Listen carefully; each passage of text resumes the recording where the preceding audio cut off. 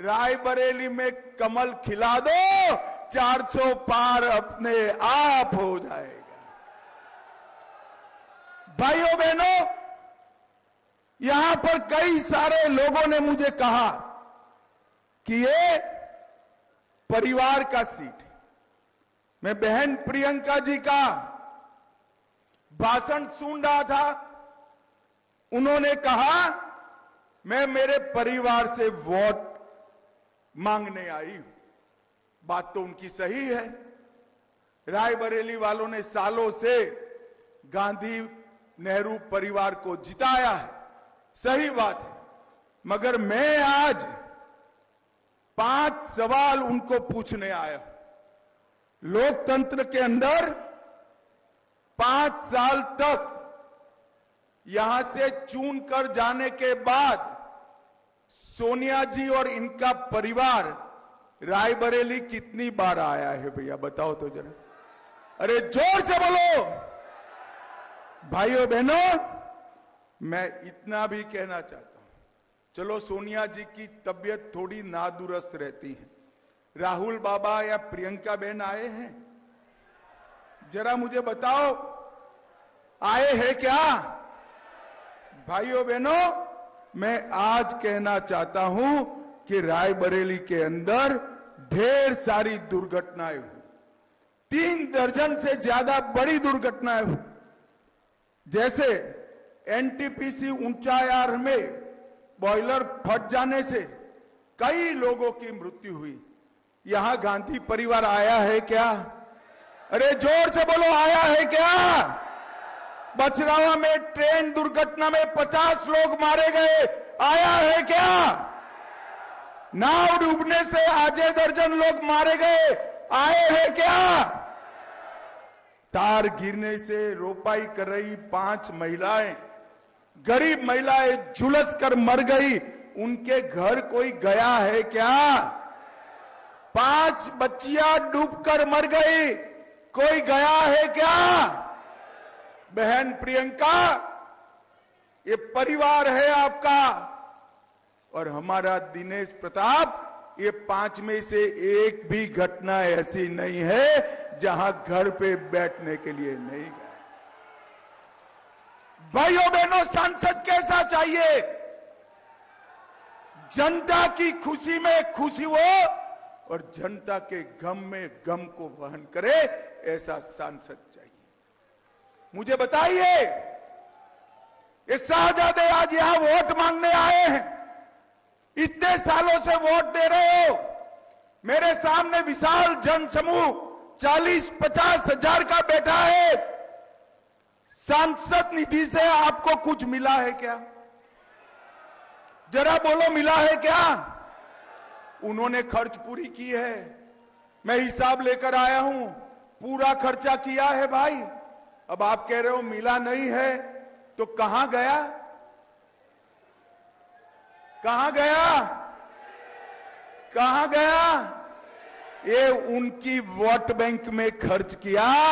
भाइयों बहनों, आप उनकी वोट बैंक नहीं हो, आप उनकी वोट बैंक नहीं। 70% से ज्यादा सांसद राशि माइनॉरिटी में खर्च करने का काम सोनिया गांधी जी ने किया है।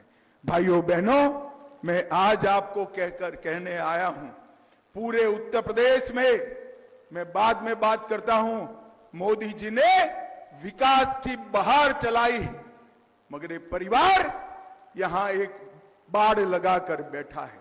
विकास को रायबरेली में घुसने नहीं देता है।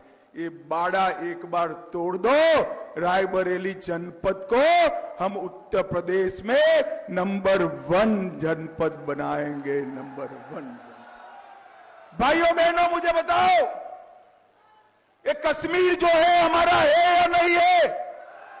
अरे जोर से बोलो, है या नहीं है? और जोर से बोलो, है या नहीं है? ये कांग्रेस के नेता खड़गे जी कहते हैं उत्तर प्रदेश और राजस्थान वालों को कश्मीर से क्या लेना देना है। खड़गे महाराज 80 पार कर गए, रायबरेली के लोगों को नहीं जान पाए। रायबरेली का बच्चा बच्चा कश्मीर के लिए अपनी जान दे सकता है।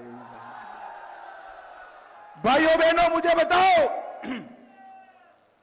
कश्मीर से धारा 370 हटनी चाहिए थी या नहीं हटनी चाहिए थी? जोर से बोलो, हटनी चाहिए थी या नहीं हटनी चाहिए थी? 70 साल से ये गांधी परिवार धारा 370 को अनौरस बच्चे की तरह गोदी में लेकर बैठा था। आपने मोदी जी को दूसरी बार प्रधानमंत्री बनाया।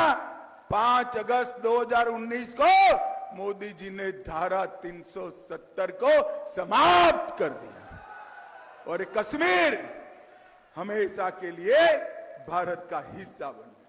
भाइयों बहनों, जब मैं धारा 370 का हटाने का बिल लेकर खड़ा हुआ, ये राहुल बाबा कहते हैं मत हटाओ मत हटाओ। मैंने पूछा कि क्यों ना हटाए भाई? तो उन्होंने कहा कश्मीर में खून की नदियां बह जाएगी। राहुल बाबा, 5 साल हो गए, खून की नदियां छोड़ो, कंकर चलाने की किसी की हिम्मत नहीं है। कंकर चलाने ये नरेंद्र मोदी सरकार है। नरेंद्र मोदी जी ने देश को सुरक्षित करने का काम किया। 10 साल तक, 2014 तक, 2004 से इस देश में सोनिया मनमोहन सरकार चली, कांग्रेस की सरकार चली, सपा बसपा के समर्थन वाली सरकार चली। आए दिन बम धमाके होते थे। ये पाकिस्तान से आलिया मालिया जमालिया घुस जाते थे, बम धमाके करते थे, मगर कोई कुछ नहीं करता। मोदी जी आए, पाकिस्तान को आदत लगी थी, इन्होंने पुलवामा और उरी में धमाका किया, मगर वो भूल गए इस बार मनमोहन सिंह प्रधानमंत्री नहीं थे, नरेंद्र मोदी जी थे। नरेंद्र मोदी जी और कांग्रेस की सरकार नहीं थी, भाजपा की सरकार थी।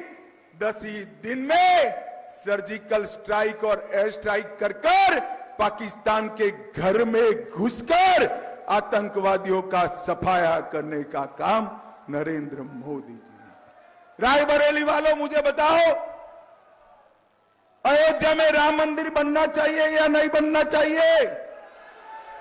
जोर से बोलो, बनना चाहिए था या नहीं बनना चाहिए था? एक कांग्रेस पार्टी 70 साल से राम मंदिर को अटका कर रखी थी, लटका कर रखी थी, भटका कर रखी थी। आपने मोदी जी को दूसरी बार प्रधानमंत्री बनाया। मोदी जी ने 5 ही साल में केस भी जीता, भूमि पूजन भी किया और 22 जनवरी को प्राण प्रतिष्ठा कर जय श्री राम कर। भाइयों बहनों, यहां से राहुल बाबा चुनाव लड़ रहे हैं। आप मुझे बताओ, आपको दिनेश प्रताप और राहुल बाबा का भविष्य तय करना है। प्राण प्रतिष्ठा में राहुल बाबा ने जाना चाहिए था या नहीं जाना चाहिए था? जोर से बोलो, जाना चाहिए था या नहीं जाना? वो आएंगे तो पूछेंगे क्या कि क्यों नहीं गए भाई? पूछेंगे या नहीं पूछेंगे? वो जवाब नहीं देंगे। मैं दे देता हूं जवाब।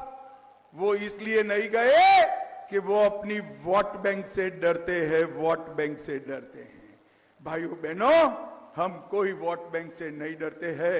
न केवल राम मंदिर, बाबा विश्वनाथ का मंदिर जो औरंगजेब ने तोड़ा था, मोदी जी ने उसको भी बनाने का काम किया। भाइयों बहनों, सोमनाथ का मंदिर सोने का बन रहा है। मोदी जी ने इस देश के आस्था स्थानों को पुनर्जीवित करने का काम किया। भाइयों बहनों, मैं यहां जब आया हूं तब राहुल बाबा को 5 सवाल पूछना चाहता हूं। वो आए तो आप भी पूछना। मैं सार्वजनिक रूप से राहुल बाबा को 5 सवाल पूछता हूं। पहले आपको पूछता हूं, मुझे बताओ भाई, ट्रिपल तलाक मोदी जी ने समाप्त करा, अच्छा किया या बुरा किया? जोर से बोलो, अच्छा किया या बुरा किया? राहुल बाबा रायबरेली की जनता को जवाब दे, ट्रिपल तलाक आप वापिस लाना चाहते हो क्या? वो कह रहे हैं हम वापिस लाएंगे। मैं आज पूछना चाहता हूं, पहले रायबरेली की जनता के सामने स्पष्ट करिए, आप ट्रिपल तलाक वापिस लाएंगे क्या? भाइयों बहनों, मुझे बताओ, इस देश में मुस्लिम पर्सनल लॉ की जगह कॉमन सिविल कोड यूसीसी होना चाहिए या नहीं होना चाहिए? जोर से बोलो, होना चाहिए या नहीं होना चाहिए? ये कहते हैं हम मुस्लिम पर्सनल लॉ लाएंगे। राहुल बाबा, इसका जवाब दीजिए। भाइयों बहनों, मोदी जी ने सर्जिकल स्ट्राइक की, वो अच्छा किया या बुरा किया? अरे जोर से बोलो, अच्छा किया या बुरा किया? ये राहुल बाबा सर्जिकल स्ट्राइक पर सवाल उठाते हैं। मैं उनको पूछना चाहता हूं, आप सर्जिकल स्ट्राइक का समर्थन करते हैं या नहीं करते? वो कहते हैं राम मंदिर के बारे में, मैं उनको पूछना चाहता हूं, राम मंदिर में आप दर्शन करने क्यों नहीं गए? इसका जवाब जरा राहुल बाबा दे। और भाइयों बहनों, अंत में राहुल बाबा रायबरेली की जनता को बताए कि धारा 370 हटाने का आप समर्थन करते हो या नहीं करते हो? ये पांचों चीजों का जवाब राहुल बाबा ने देना चाहिए। बाद में रायबरेली के लोगों के वोट मांगने चाहिए। भाइयों बहनों, ये गांधी परिवार झूठ बोलने में बड़ा माहिर। अभी कह रहे हैं हम हर महिला को 1 लाख रुपया देंगे। मैं अभी अभी तेलंगाना से आया। तेलंगाना चुनाव में उन्होंने कहा था हर महिला को 15,000 देंगे। वहां की महिलाएं उन्हें सरकार चुनकर दे दी। 15,000 नहीं, 1,500 रुपया भी नहीं दिया भैया। ये लोग झूठे वादे करने में माहिर है। छत्तीसगढ़ में 500 रुपया महीना देने का वादा किया था, पूरा नहीं किया। तेलंगाना में किसानों की कर्ज माफी करने का वादा किया था, वो पूरा नहीं किया। इनके वादे झूठे होते हैं। भाइयों बहनों, एक और झूठ बोल रहे हैं। वो कह रहे हैं कि मोदी जी को बहुमत दोगे, 400 सीट दोगे तो मोदी जी आरक्षण हटा लेंगे। रायबरेली वालों, मोदी जी को इस देश की जनता ने 10 साल से पूर्ण बहुमत दिया है। कितने साल से? जोर से बोलिए, कितने साल से? 10 साल में मोदी जी ने आरक्षण नहीं हटाया। मैं आज रायबरेली की जनता को मोदी गारंटी कहकर जाता हूं, संसद में जब तक एक भी संसद सदस्य भाजपा का है, हम एससी, एसटी और ओबीसी के आरक्षण को हटने नहीं देंगे, नहीं देंगे, नहीं। भाइयों बहनों, ये कांग्रेस पार्टी कर्नाटक में चुनकर आई, तेलंगाना में चुनकर आई। उन्होंने रातों रात मुसलमानों को आरक्षण दिया, और मुसलमानों को आरक्षण दिया किसका गया? 4% दिया, वो एससी, एसटी, ओबीसी का काट कर दिया। भाइयों बहनों, ये झूठ बोलने वाले लोग हैं और सालों से यहां से आते हैं। मैं आज कहने आया हूं, एक बार कमल खिला दो, हम रायबरेली को, मैं फिर से कहता हूं, यूपी का नंबर 1 जनपद बनाएंगे। भाइयों बहनों, अभी अभी ये राहुल बाबा के एडवाइजर है मणिशंकर अय्यर, उन्होंने कहा पाकिस्तान को सम्मान दो भाई, पाक ऑक्यूपाई कश्मीर की बात मत करो। क्यों ना करे? तो वो जवाब दे रहे हैं उनके पास एटम बम है, एटम बम। मुझे बताओ भाई, रायबरेली वालों, पाकिस्तान के पास एटम बम है तो पाक ऑक्यूपाई कश्मीर छोड़ना चाहिए क्या? अरे जोर से बोलो, छोड़ना चाहिए क्या? मैं आज आपको वादा कर कर जाता हूं, हम नहीं डरते हैं एटम बम से। पाक ऑक्यूपाई कश्मीर भारत का है और भारत से इसको कोई छीन नहीं सकता। ये फारूक अब्दुल्ला हमें डराते, ये मणिशंकर अय्यर डराते, और राहुल बाबा चुपचाप मजा देखते। राहुल बाबा, रायबरेली की जनता के सामने पाक ऑक्यूपाई कश्मीर पर आपका स्टैंड तय करो। हमें तो नाज है कि पाक ऑक्यूपाई कश्मीर हमारा है और भारत का दावा इस पर हमारा हमेशा बना रहेगा। भाइयों बहनों, उत्तर प्रदेश में मोदी जी ने विकास की एक गंगा बहाई। Purvanchal express, Bundelkhand express, Gorakhpur express, Ballia express, Ganga express, लगभग 14 एक्सप्रेस वे बनाकर उत्तर प्रदेश का विकास किया। 7,000 किलोमीटर एक्सप्रेस नेशनल हाईवे छोड़े थे, हम 12,000 किलोमीटर पर ले गए। हवाई अड्डे 2 छोड़कर गए थे, हमने 9 बना दिए और 12 बन रहे हैं। और जेवर में एशिया का सबसे बड़ा हवाई अड्डा उत्तर प्रदेश में बन रहा है। 2 ही शहरों में मेट्रो थी, आज 5 में है। मेडिकल कॉलेज 12 थी, आज 68 है और 22 नई बन रही है। 2 एम्स बने गोरखपुर और रायबरेली में।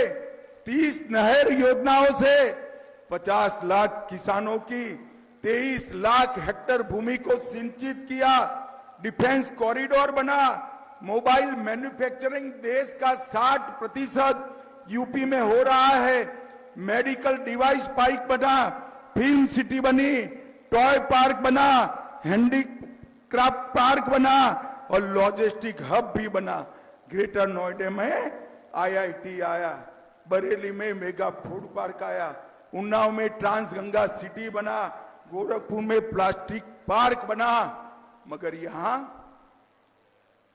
यहां घुसने ही नहीं देते हैं। यहां के विकास के ताले की चाबी दिनेश प्रताप है। इसको एक बार ताला खोल दो, हम ये सारे विकास के काम रायबरेली में भी करेंगे। मगर मोदी जी ने रायबरेली में गरीबों के लिए 82,000 आवास बनाए, 2,74,000 गरीबों को गैस का कनेक्शन दिया, 5 लाख घरों में नल से जल दिया, 5,46,000 गांव में शौचालय बनाया, 4,82,000 किसानों को 6,000 रुपया दिया, 50,000 निराश्रित महिलाओं को पेंशन दिया और 80,000 वृद्धावस्था पेंशन दिए और महाराजगंज में नया फायर स्टेशन बनाने का काम मोदी जी ने किया है। मगर एक ही कमी है, यहां सांसद भी है। अदिति सिंह जी को आपने चुना है और भी सांसद चुने हैं। ऊपर योगी जी भी है, इसके ऊपर मोदी जी भी है, बीच में एक सांसद कम है। यहां से विधायक है या अदिति सिंह? अब सांसद दे दो तो पंचायत से पार्लियामेंट तक पूरा कमल ही कमल हो जाए। और भाइयों बहनों, योगी जी ने इस उत्तर प्रदेश में माफियाओं को, गुंडाओं को, भूमाफियाओं को समाप्त कर कर उल्टा लटकाकर सीधा करने का काम हमारे सीएम योगी आदित्यनाथ ने किया है। भाई, उत्तर प्रदेश की कानून और व्यवस्था की परिस्थिति को योगी जी देश में नंबर 1 बनाए हैं और रायबरेली को मोदी जी नंबर 1 बनाना चाहते हैं। आप एक साथी दे दो, बाकी सब हम करेंगे। मैं आज फिर से रायबरेली की जनता को कहना चाहता हूं, सालों तक आपने गांधी परिवार को मौका दिया, कोई विकास का काम नहीं हुआ। अमेठी ने भी दिया था। 2018 में अमेठी की कलेक्टर ऑफिस का भूमि पूजन मैंने किया। ये विकास में मानते ही नहीं है। मैं आज कहता हूं, इतने साल मौका दिया, कुछ नहीं हुआ। आपके सुख दुख में भी नहीं आए हैं। एक मौका भाजपा को देकर देखो, हम रायबरेली को कहां से कहां पहुंचाने का काम भारतीय जनता पार्टी करेगी। भाइयों और बहनों, मोदी जी ने देश को सुरक्षित बनाया है, समृद्ध बनाया है, आगे बढ़ाया है, चंद्रमा पर चंद्रयान पहुंचाया है, G20 किया है, और देश का सम्मान दुनिया में बढ़ाने का काम किया है। पूरा देश मोदी मोदी कर रहा है। आज मैं आपसे अपेक्षा लेकर आया हूं, आपसे प्रार्थना करना चाहता हूं, मोदी जी की विकास यात्रा में हमारा रायबरेली भी जुड़ जाए। हम रायबरेली को आगे बढ़ाना चाहते हैं, इसीलिए दिनेश भैया को टिकट देकर आपके बीच में रखा है। ये 12 महीना 24 घंटे जनता के बीच में रहने वाला आदमी है। आदमी ऐसा ढूंढो कि घर का काम पड़े तो आपके घर पर वो आए, आपको दिल्ली न जाना पड़े। समझ पड़ती है भाई बात मेरी? मुझे बताओ, सांसद आपके घर पर जाइए या आपको दिल्ली जाना है? अरे जोर से बोलो भाई, घर पर चाहिए ना? तो एक ही ऑप्शन है, दिनेश को जिताना है। मुझे बताओ भाइयों बहनों, दिनेश सिंह को जिताएंगे क्या? अरे ऐसे नहीं होता है भाई, जोर से बोलिए, दिनेश प्रताप को जिताएंगे क्या? 400 पार कराएंगे क्या? रायबरेली में कमल खिलाएंगे क्या? मोदी जी को तीसरी बार प्रधानमंत्री बनाएंगे क्या? तो मेरे साथ दोनों हाथ उठाइए, उठाइए दोनों हाथ, विजय के संकल्प की मुट्ठी बींचे और प्रचंड आवाज से बोलिए, भारत माता की, भारत माता की, वंदे वंदे वंदे, जय श्री राम, जय जय श्री राम।